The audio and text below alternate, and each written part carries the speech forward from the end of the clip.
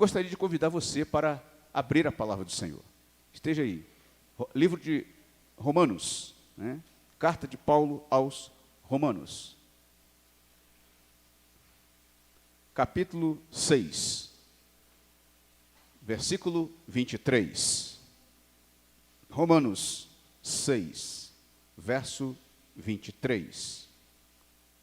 Texto extremamente conhecido de todos nós, quando o apóstolo Paulo fala sobre que a graça não nos deixa permanecer no pecado, nos livra do seu efeito condenatório, antes nos livra do seu poder. Então, o apóstolo Paulo se tornou o teólogo do cristianismo ou da igreja cristã a partir do primeiro século, quando ele começa a sua trajetória, né, ali com os primeiros cristãos, após a sua conversão, com a orientação de Barnabé, de Ananias e outros tantos que o ajudam a crescer na fé e a prosperar, né, nesta caminhada.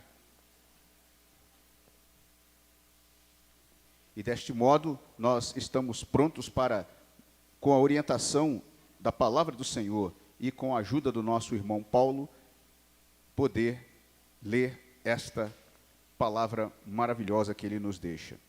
Porque o salário do pecado é a morte, mas o dom gratuito de Deus é a vida eterna por Cristo Jesus, o nosso Senhor. Podemos até repetir juntos, né, irmãos? Vamos juntos? Porque o salário do pecado é a morte, mas o dom gratuito de Deus é a vida eterna por Jesus Cristo, nosso Senhor. Vamos orar? Santo Deus, amado, glorioso, bondoso Pai, graças te damos porque outra vez estamos aqui na tua casa, prontos para receber a tua orientação. Obrigado por este privilégio. A nós, que tu nos deu a outorga de falar, e aos outros a condição de ouvir, e desta maneira, a todos nós, a condição de podermos entender a tua vontade para as nossas vidas. Que esta palavra, Senhor Deus, traga esperança, traga certeza, traga convicção, traga paz para aqueles, ó Deus, que aqui estão, e a todos os que estão nos ouvindo à distância, e que desta maneira, Senhor Deus, a tua bênção chegue a cada pessoa.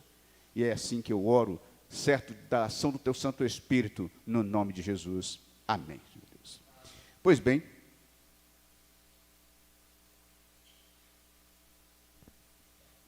quando o apóstolo Paulo escreve, e ele faz aqui uma ação, como disse anteriormente, de orientação a respeito do poder salvador de Jesus, e então dentro do texto existem alguns alertas.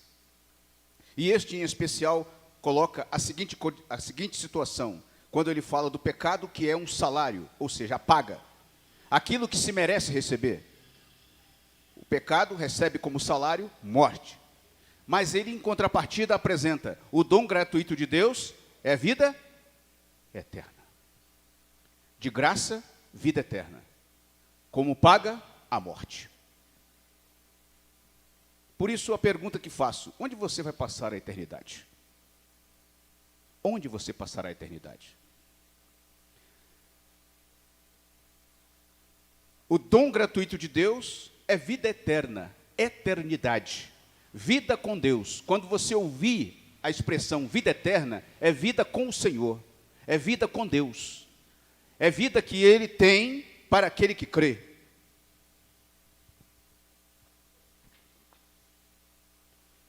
Quando às vezes falamos sobre esse tema, eternidade,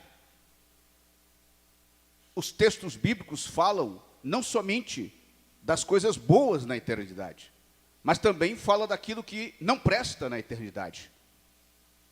Pois, levados a falar sobre esse tema, eternidade, qualquer ideia ou representação feita a nós a respeito dele, certamente será muito inferior ao fato de que nada que pensemos, qualquer ideia que tenhamos a respeito do tema eternidade, captaremos, entenderemos ou compreenderemos na sua plenitude. Enquanto estamos neste contexto terreno, enquanto vivemos nesta condição não temos a capacidade de perceber o que é eternidade. Eternidade diz que é a presença com o Senhor, quando aquele que crê, convictamente abraça pela fé a Jesus, e é assim entronizado, introjetado, garantido pelo poder sacrificial de Cristo, na eternidade, com Ele, com o Senhor, com Deus. Então, qualquer ideia que possamos aqui, na nossa condição, tentar imaginar a respeito disso, será muito, mas muito inferior ao que na verdade é. Em Jesus, vislumbres sobre a eternidade começam a ser apresentados aos homens, conforme João 3, verso 12 e 13. Agora, pela ação do Espírito Santo se torna possível, ao analisarmos as Escrituras, compreender tal condição ou tal revelação, quando o apóstolo Paulo explica o caráter da sua pregação, que está lá em 1 Coríntios, capítulo 2. Por exemplo, mas está escrito, as coisas que os olhos não viram, e o ouvido não ouviu, e não subiram ao coração do homem, são as que Deus preparou para os que o amam. Olhos não viram, não temos ideia, nem ouvidos ainda ouviram a respeito das coisas que estão preparadas para aqueles que creem. Paulo aqui está citando o profeta Isaías, lá no capítulo 64, verso 4. Ele faz menção, Paulo, como um bom estudioso da palavra de Deus, como um bom teólogo da palavra de Deus. Ele então entendia plenamente o que aconteceu e o que aconteceu no passado e o que acontecia no seu tempo. Então ele tinha toda a autoridade e capacidade de fazer o link, fazer o cruzamento do seu conhecimento. Entenda que mesmo diante daquilo que ainda não conhecemos plenamente, aquilo que é eternidade, ou que virá após a passagem terrena, Deus é soberano sobre qualquer outra autoridade, ou aquilo que Ele idealizou, e será executado com certeza, pois a eternidade tem a ver com as promessas feitas por Ele e Jesus. E essas promessas e o próprio Jesus dividem o tempo como executor do propósito de salvar o pecador para a eternidade. Portanto, o Filho do Homem veio buscar e salvar o que se havia perdido. Jesus, então, se constitui aquele que vem e divide a história, o antes e o depois. Quantos aqui já ouviram antes de Jesus e depois de Cristo? Ele vem, então, se condiciona com toda a autoridade para dizer às pessoas: quem crê em mim terá a vida eterna. Quem crê em mim tem a vida eterna. Ele dá a garantia com toda a autoridade e prerrogativas dadas a ele pelo Pai, a fim de que ele se constituísse aquele que de fato garante a eternidade para aquele que crê. Só Jesus Cristo faz isso. Só Ele pode fazer isso. Não existe outra pessoa, não existe organização, não existe entidade, não existe igreja, não existe força da natureza que possa garantir isso para você. Somente Jesus, na autoridade concedida a Ele pelo Pai. Desta forma, como é que você pensa sobre a eternidade? Você passará a eternidade com o Senhor? Você tem a certeza absoluta que passará a eternidade com Jesus? Que seguirá a eternidade com Deus? Você tem a convicção plena de que, neste exato instante, se você fechar os olhos para esta vida, você estará pronto para ser convocado pelo Pai? A vida terrena, como disse pela manhã, é um pequeno espaço da nossa existência. Abraçamos esse tempo terreno como se ele fosse a coisa mais importante. Não é. Quantos de nós damos valor maior para o pequeno trecho da existência e não damos o valor que merece e que tem, que é a eternidade? Afinal, a obra da salvação, a obra redentora na cruz, é para a eternidade. Não é para aqui, é para a eternidade.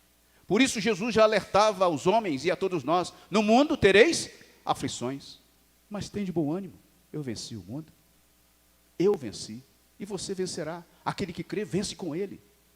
Então não pense que isso aqui é o melhor do que estar com o Senhor. Não pense isso.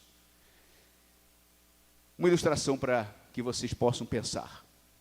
Uma certa ocasião, um piloto tentou aterrissar numa pista durante uma tempestade. Ele veio e tentou de todas as maneiras acertar a aeronave para que ela pudesse pousar na pista sem problemas. Mas o vento e a chuva eram muito fortes. E desta maneira desestabilizou o avião. E apesar de todos os seus esforços, a aeronave se chocou com a pista e o acidente foi gravíssimo. Pouquíssimas pessoas escaparam daquele terrível acidente.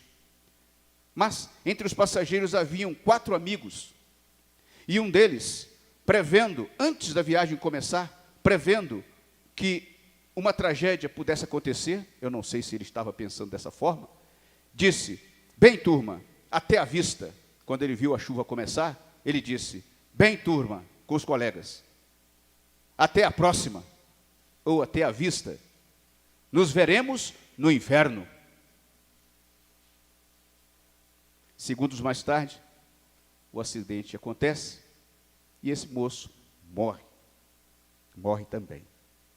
O que esse moço fez em seus últimos segundos de vida foi apenas zumbar da morte e do inferno. Inferno, quero dizer aqui, uma condição de eternidade também. Você talvez poderia, em um determinado momento, fazer o mesmo. Quantas vezes a gente manda outro para o inferno? Vai para o inferno. Você talvez poderia até fazer alguma coisa parecida como esse moço. Eu gostaria que você separasse pelo menos agora alguns minutos para pensar conosco a respeito disso. Onde você vai passar a eternidade? A maioria das pessoas pensam, boa parte das pessoas pensam que este assunto é um assunto tolo, é um assunto besta, é uma bobagem.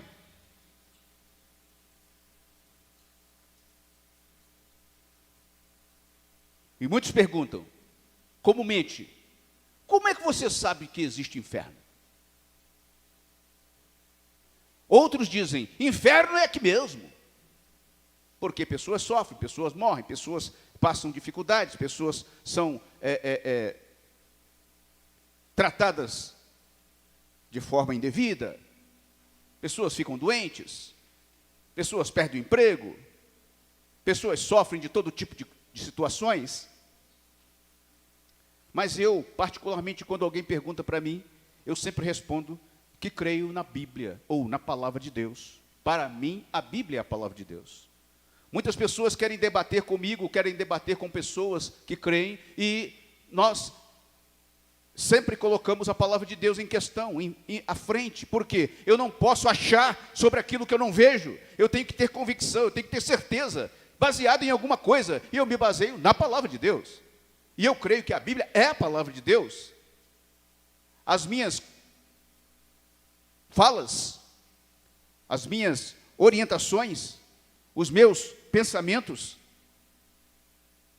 as minhas pregações, os meus conselhos, tudo é baseado na Palavra de Deus. Eu não posso viver do ponto de vista da fé fora da Palavra de Deus. Quando eu caminho fora da Palavra de Deus, eu vou para os achismos da vida humana. E aí eu me dou mal.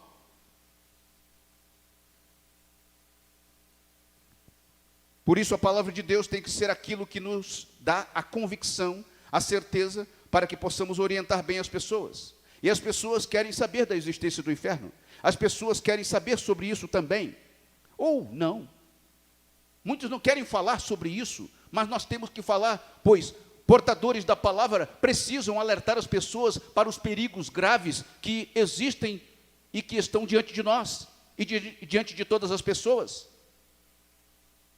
As pessoas precisam ser alertadas para aquilo que vem depois. Como eu disse, o pequeno trecho de existência que é a vida terrena não pode ser comparado com aquilo que vem depois. O próprio Jesus descreve a respeito desse assunto, quando do julgamento, no dia do juízo, está lá em Mateus 25, 41 e também 46. Ele vai ser, naquele tempo, o próprio Jesus é quem fala isso, irmãos, não é o pastor que está inventando, não é outra pessoa que está inventando. O texto sagrado retrata, espelha, registra apenas aquilo que o Filho de Deus falou. E ali, naquele dia, serão separados os bodes das ovelhas. É Jesus quem está ensinando. Eu não vou falar aquilo que eu acho. Jesus está dizendo, naquele dia serão separados os bodes das ovelhas. E eu direi às ovelhas, vinde bendito de meu Pai, possuí por herança aqueles que eu alcancei e aqueles que creram. Possuí por herança o que foi proposto desde o início, entra para o repouso do teu Senhor. E para aqueles que ficarão à esquerda, os bodes, apartai-vos de mim, malditos, para o fogo eterno, preparado para o diabo e seus anjos. Ora, se aquele que me salva é o mesmo que irá julgar lá na frente, e ele tem a autoridade, eu tenho que dizer o que ele disse. Eu não posso economizar, eu não posso omitir. Assim, este lugar descrito na palavra, que está na eternidade, será o destino de todos aqueles que não põem sua fé em Jesus como seu Salvador pessoal. Mas pastor, Deus ama todo mundo, Deus é amor, Ele não permitirá que as pessoas se percam, ou que as pessoas vão e fiquem indo para o inferno. Deus é amor, mas Deus não abriga pessoas que não creem. É preciso crer. A palavra é clara a respeito disso, porque Deus amou o mundo de tal maneira que deu seu Filho unigênito, para que todo aquele que nele crê, não pereça, mas tenha vida eterna. Então o que crê não perece, o que não crê já está lá, já está fora. É a palavra de Deus que assevera isso, que garante isso. Quem crê nele não é condenado, mas quem não crê já está condenado, porquanto não crê no nome do unigênito Filho de Deus. O próprio Jesus é quem diz isso. Eu não posso dizer outra palavra. Infelizmente, muitos púlpitos, muitos grupos religiosos, até muitas igrejas, hoje economizam a verdade do Evangelho de Jesus Cristo, fazendo com que as pessoas se sintam bem nos cultos e nos locais de reunião, para que elas não se sintam ofendidas. No princípio, a igreja de Jesus Cristo foi extremamente perseguida, e hoje ainda é, justamente pela vida piedosa com que os servos de Deus viviam, por pregar o Evangelho de Jesus Cristo, por apresentar a verdade do Evangelho.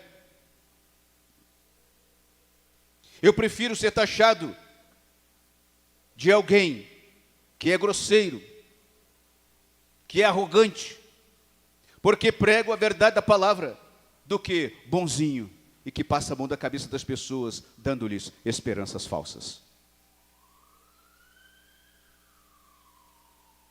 Há várias coisas ditas a respeito desse lugar, o inferno, e uma delas é que ali haverá choro e ranger de dentes. O choro e o ranger de dentes para assinalar o sofrimento, para assinalar a decepção, para assinalar, para indicar a incapacidade de voltar atrás. Depois que se concretizar o dia do juízo, não haverá mais como voltar atrás. Não haverá mais. Se observarmos ao nosso redor, agora, nesse tempo, é possível perceber que há cada vez mais pessoas que se esforçam para seguir rumo ao inferno. Pessoas que parece que se acotovelam umas às outras, querendo chegar mais rápido. Nos dias atuais há cada vez mais abusos. cada vez mais corrupção, cada vez mais mentiras, cada vez mais traições, cada vez mais ambição desenfreada, cada vez mais enganos, cada vez mais inversões de valores. O que é certo não é mais certo, agora é errado. O politicamente correto, você não pode dizer as coisas, você tem que tomar cuidado. Talvez você seja punido, talvez você seja recriminado. Você não pode ser autêntico, você não pode ser verdadeiro. Você tem que ser uma farsa, uma mentira, um hipócrita. Estamos cercados assim. E este tempo, o mundo, com suas concupiscências, forçam as pessoas a serem assim. E muitos que se denominam crentes ou cristãos, aceitam isso e deixam de ser verdadeiros. Prega a palavra a tempo e fora de tempo. Insta, corrige, redarguas, mas não deixa de falar. Para que as pessoas sejam alertadas, porque o bom amigo é o que chama atenção. O bom amigo é o que diz não. O bom amigo é aquele que grita e fala, não vai. Não segue por esse caminho. Você se perderá.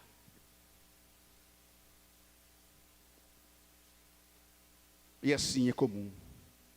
Por isso eu alerto a todos os que me ouvem agora. Todos escolhem aquilo que plantam, ou todos colhem aquilo que plantam.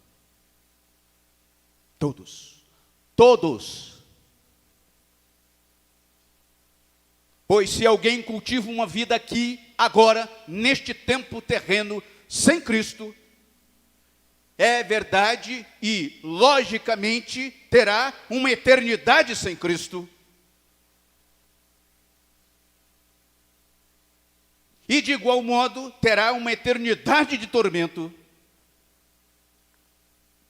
Não existe outra forma de dizer isso. Não existe outra maneira de apresentar isso. Por vezes, me pego em meus pensamentos, eu mesmo, e concluo que a maioria das pessoas acham que Deus não é sério. Eu penso assim, irmãos, as pessoas vivem como se Deus não fosse sério. Brincam com suas vidas, brincam com fogo.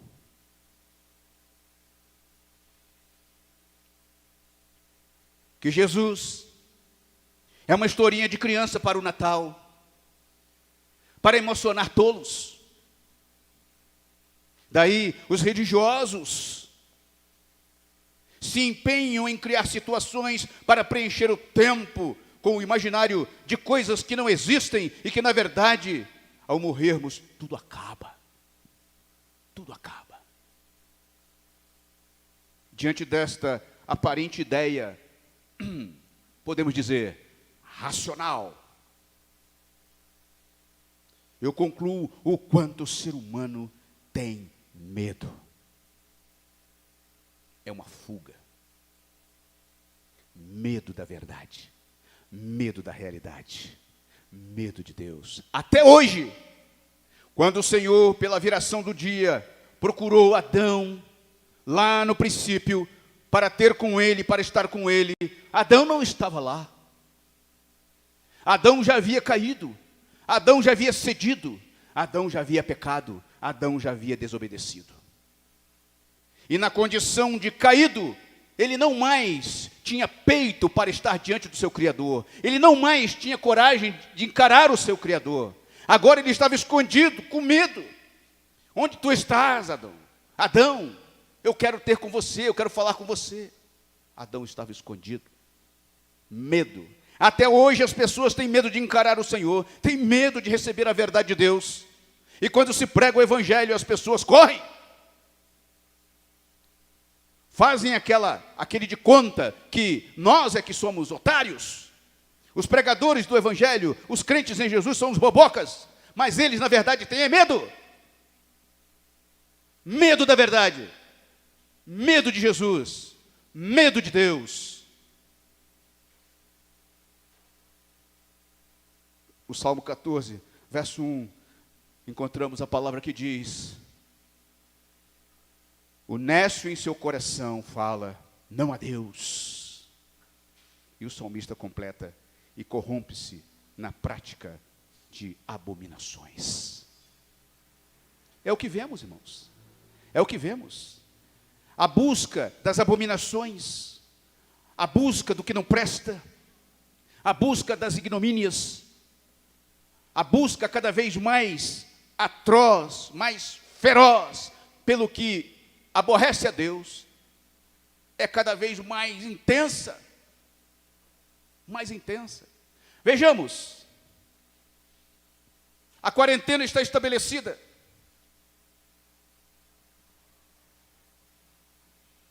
Vejamos os índices. Quem bebia, passou a beber mais. Quem fumava, passou a fumar mais. Quem cheirava, passou a cheirar mais. Tudo que não presta, passou a ser mais. Por quê?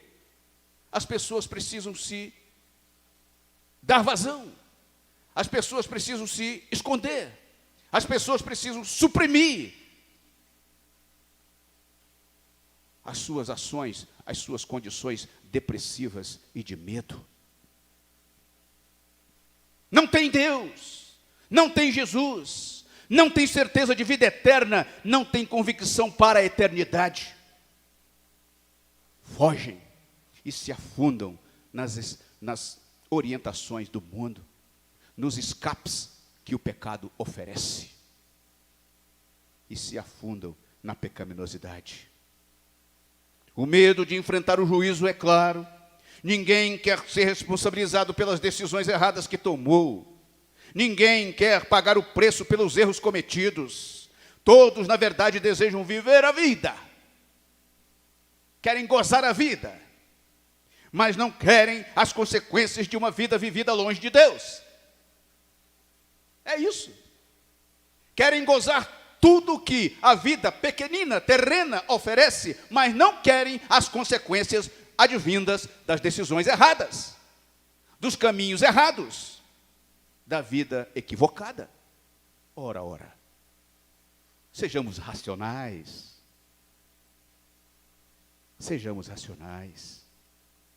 Em Gálatas 6, 7 e 8, novamente o apóstolo Paulo nos orienta dizendo, não erreis. Olha, não erra não. Deus não se deixa escarnecer, ou seja, com Deus não se brinca. Porque tudo que o homem planta ou semeia, isso ele vai colher, ele vai ceifar.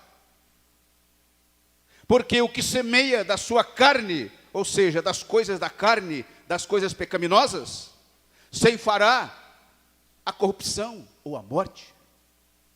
Mas o que semeia no Espírito, ou seja, daquilo que o Senhor oferece, colherá vida eterna. Quando ele diz não erreis, com Deus não se brinca, ele quer dizer que está sendo oferecido o caminho correto, aquilo que Deus preparou para você.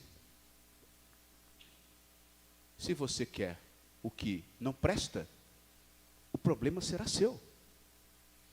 Não é um problema de Deus. É um problema de quem escolhe. Afinal de contas, Deus nos deu a capacidade de fazer isso. Está claro. Não erreis, com Deus não se brinca. Se você quer pagar para ver, tem muita gente que gosta de apostar. Se você quer pagar para ver, saiba, se você não creu em Jesus, você já perdeu a aposta. Já perdeu. Assim, entenda que a eternidade com o Senhor é melhor. É melhor. Você já pensou no significado dessa palavra? Sem dúvida, isso está fora, muito fora de nossa ideia cotidiana, como já disse aqui. Além disso, se acrescentarmos o tormento, como já falamos aqui, isso acaba por causar um grande desconforto quando pregamos e falamos sobre isso. As pessoas, na sua maioria, elas têm os olhos e a mente e os desejos voltados para as coisas desta vida. Então eles veem as pessoas que têm posses, têm bens, tem muita coisa, e a pessoa, como é que goza a vida, como é que tem tanta coisa, e você também quer e deseja aquelas mesmas coisas, parecendo que isso é que é o bom da vida. Eu quero dizer para você que ser abençoado é ter certeza de vida eterna. Não importa o que você tenha, e não importa onde você esteja. E nem importa a condição de saúde ou de vida que você tem. No entanto, diante do desconforto que muitas pessoas sentem, eu afirmo para você, bem assertivamente, muitos reconhecerão a verdade ou a veracidade da palavra de Deus quando for tarde demais. Quando for tarde. Passada a chance, passada a oportunidade, vindo a morte, acabou. Há aqueles que, numa determinada ideia religiosa, querem fazer ritos religiosos para as almas. Isso não é prescrito na palavra de Deus. Não é. Em Hebreus 9, 27, a palavra de Deus assevera que morre o homem, segue o juízo. Não tem chance mais. Você tem apenas essa curta vida para reconhecer a Deus como seu Criador e a Jesus como seu único e suficiente Salvador, eterno. Atos 4,12 fala isso, porque em nenhum outro nome é dado entre os homens, nenhum outro nome é dado entre os homens, pelo qual importa que sejamos salvos. 1 Timóteo 2,5 também fala que não há outro intercessor ou mediador entre Deus e os homens, senão Jesus Cristo, homem.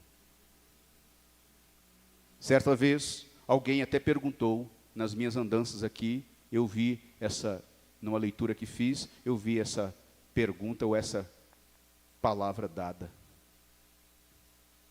Não tinha autor. Que distância há entre uma pessoa e a morte? Que distância há entre uma pessoa e a morte? A resposta que estava no texto lido era um passo. Apenas um passo.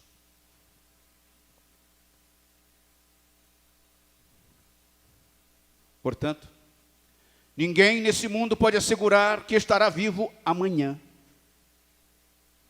Não importando se é jovem ou se é idoso, pois os fatos da vida confirmam isso. Lá no cemitério tem de todo tamanho, sepultura de todo tamanho.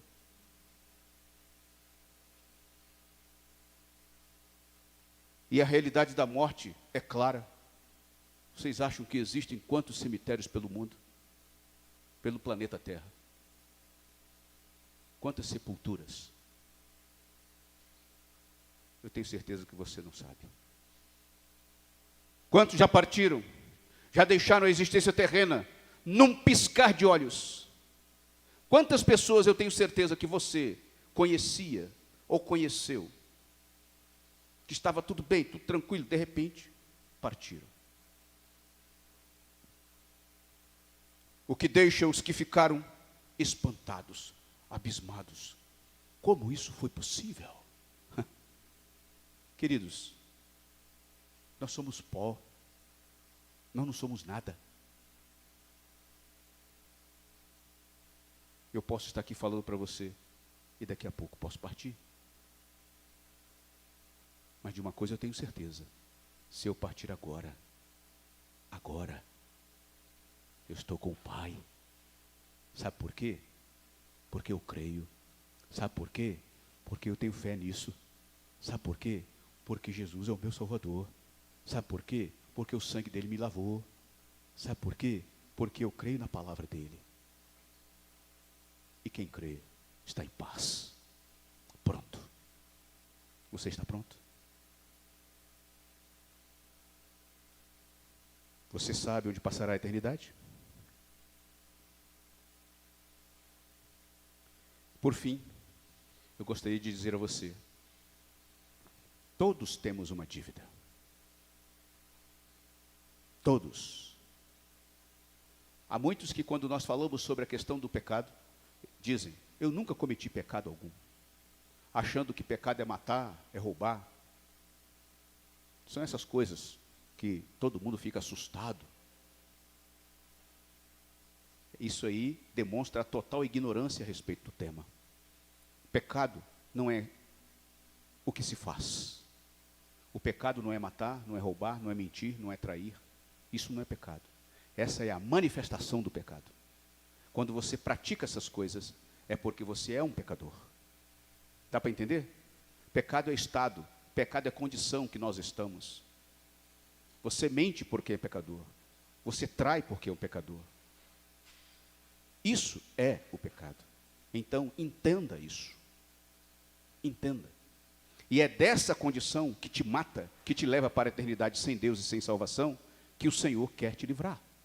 Porque quando você crê, Ele apaga o poder condenatório do pecado com o sangue de Jesus. E é isso que você precisa entender. Daí, eu gostaria de dizer a você que hoje você tem a oportunidade de mudar o rumo de sua vida. Portanto, você precisa saber, primeiramente, que sobre cada ser humano pesa esta dívida que vim aqui falando, que só pode ser paga com a morte. Só a morte paga. A Bíblia Sagrada assevera sobre isso, dizendo que todos pecaram e carecem da glória de Deus, diz o apóstolo Paulo em Romanos 3, 23. Todos pecaram e precisam da glória de Deus. Todos pecaram e estão separados de Deus. Precisam da misericórdia, precisam de sua graça, precisam de seu amor. No entanto, para o alívio dos que creem em Jesus Cristo como seu único e todo suficiente Salvador, Ele assumiu essa dívida quando deu, aliás, a sua vida na cruz. Ali, Ele morreu por todos. Mas só se beneficia deste favor quem crê em Jesus como seu Salvador. Ele morreu por todos, mas se beneficia deste favor aquele que crê. Foi um sacrifício de amor.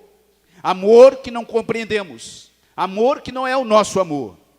O amor que nós temos é o amor que espera a correspondência, a troca, o favor em troca. Eu amo porque alguém me ama.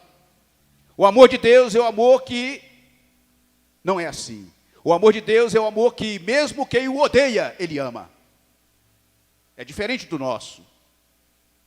Então esse sacrifício de amor é o amor que não compreendemos, pois é o verdadeiro amor. Por isso, o próprio Jesus nos diz: porque Deus amou o mundo de tal maneira que deu seu Filho unigênito, para que todo aquele que nele crê não pereça, mas tenha a vida eterna. É este amor que nós estamos falando.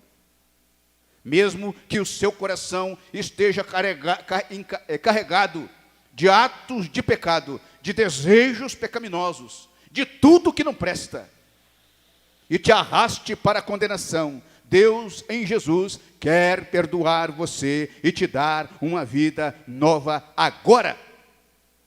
Se pela fé você crê, se pela fé você se entregar aos cuidados de Deus em Cristo, Ele vai perdoar você. Ele vai garantir a eternidade para você. Hoje você pode pedir que o Senhor limpe a sua vida de tudo que o desagrada, que o ofende e que te afasta da presença de Deus. Você pode pedir ao Senhor e Ele fará, crendo. Você recebe isso, perdão. A Bíblia, a palavra de Deus diz: quem confessa e abandona o pecado, alcança a graça e a misericórdia de Deus. Provérbios 28, verso 13. Quem confessa e abandona o pecado, ou seja, a prática do pecado, alcança a graça e a misericórdia de Deus. Jesus diz ainda em João 5, 24, em verdade vos digo, quem ouve a minha palavra e crê naquele que me enviou, tem a vida eterna, não entra em juízo, mas passou da morte para a vida. Jesus garante. Receba o benefício que somente Deus pode dar. Só Ele pode te dar isso. Só Ele garante isso, porque isso é garantido na morte de Jesus. A vida eterna só Ele dá. A sua dívida já foi paga. Mas se você rejeita o amor de Deus por você, a dívida será cobrada e você não tem como pagar. E se você não tem como pagar, a eternidade, longe de Deus, no inferno, está pronta para você. Qual é a sua situação?